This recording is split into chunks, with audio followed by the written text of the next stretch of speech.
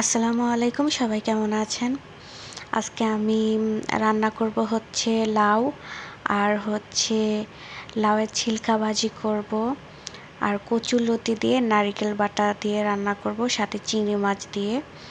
তো আজকের এই রেসিপিটি একটা ভাবির কাছ থেকে শিখেছিলাম। তো ভাবলাম আজকে এভাবে রান্না করি, কচুরলতিতে নারিকেল বাটা দিয়ে। তো এই রান্নাটা আমি একবার খেয়েছিলাম আমার এক ভাবির কাছ থেকে। তো রান্নাটা ভীষণ আমার কাছে খুব মজা লাগছিল। তো ভাবলাম আজকেও রান্নাটা করি আর আপনাদের মাঝে শেয়ার করি। তো এই তো এখানে তেলে পেঁয়াজ দিয়েছি, তারপরে নারিকেল বাটা দিলাম, আদা রসুন বাটা আর পেঁয়াজ বাটা দিয়ে দিলাম। মশলা এখন ভালো করে কষিয়ে নেব। আর এখানে নারিকেল বাটাটা দেওয়ার পরে কচুরলতিটা কিন্তু ভীষণ মজা লাগে। আর কচুরলতিগুলো আজকে অনেক ভালো ছিল দেখতে, একদম টাটকা ছিল। তো এখানে দিয়ে দিলাম মরিচ গুঁড়ো আর দিব হলুদ গুঁড়ো। তো এই তো মশলাগুলো দিয়ে একটু জিরার গুঁড়ো দিয়ে দিলাম। তো সব মশলা দেওয়ার পরে একটু ভালো করে কষাবো। আর এখন দিয়ে দিব টমেটো। আর এভাবে একবার হলেও রান্না করে খেয়ে দেখেন, ভীষণ মজা হয়। তো মশলা কষানোর জন্য দিয়ে দিলাম একটু পানি। তো মশলাটা এখন ভালোভাবে কষিয়ে নিব।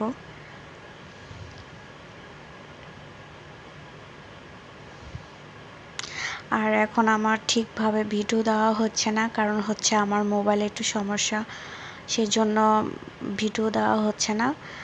তো সামনের দিকে ভিডিও দেওয়া হবে, কারণ এখন মোবাইলের সমস্যার কারণে ভিডিও বানাতে পারছি না। তো এখন আমি দিয়ে দিলাম চিংড়ি মাছটা ভালো করে কষিয়ে নিব। আর মোবাইলে একটু সমস্যা থাকার কারণে ভিডিও বানাতে পারছি না ঠিকঠাকভাবে। তো এই তো একটু ঢাকনা দিয়ে ঢেকে দিলাম। তো মশলাটা কষে গেছে। তো এখন কচুরলতি দিয়ে দিব। দেখতে পাচ্ছেন উপর দিয়ে তেল ভেসে আসতেছে। আর নারিকেল বাটাটাও দিয়েছি, তো সুন্দর একটি ফ্লেভার আসতেছে। তো আমি লবণ দিতে ভুলে গেছিলাম, তো এখন আমি একটু লবণ দিয়ে দিচ্ছি। মশলা কষানোর সময় শুরুতে আমি লবণ দিই নাই, তো এখন লবণ দিয়ে দিলাম। তো মশলাটা ভালোভাবে কষে গেছে। এখন আমি কচুরলতি দিয়ে দিব,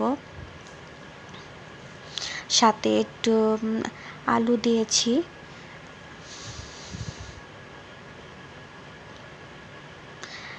সাথে একটু লাল আলু কুচিয়ে দিলাম। তো ভীষণ মজা হয়েছিল রান্নাটা।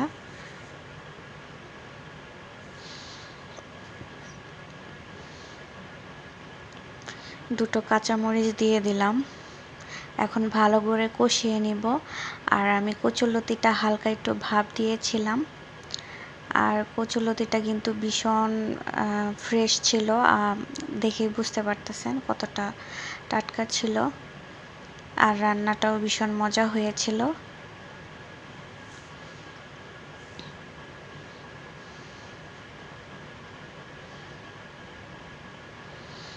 তো এই তো রান্না কিন্তু প্রায় হয়ে আসছে। আর আমার ক্যামেরার একটু খারাপ হওয়ার কারণে কালারটা কিন্তু ভালো লাগতেছে না, আমার মোবাইলে একটু সমস্যার কারণে। কিন্তু তাছাড়া কিন্তু তরকারির কালারটা কিন্তু ভীষণ সুন্দর হয়েছিল, অনেকটাই সুন্দর হয়েছিল। তো রান্না কিন্তু হয়ে গেছে, এখন আমি রান্না নামিয়ে ফেলবো।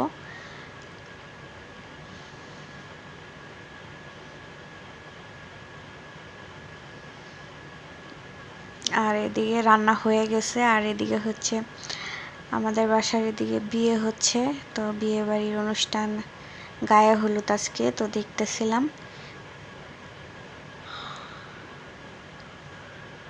সবাই ভালো থাকবেন, আমার চ্যানেলটি সাবস্ক্রাইব করে দিবেন। আর যারা পেজ থেকে দেখতেছেন পেজটি ফলো করে দিবেন। আল্লাহ হাফিজ।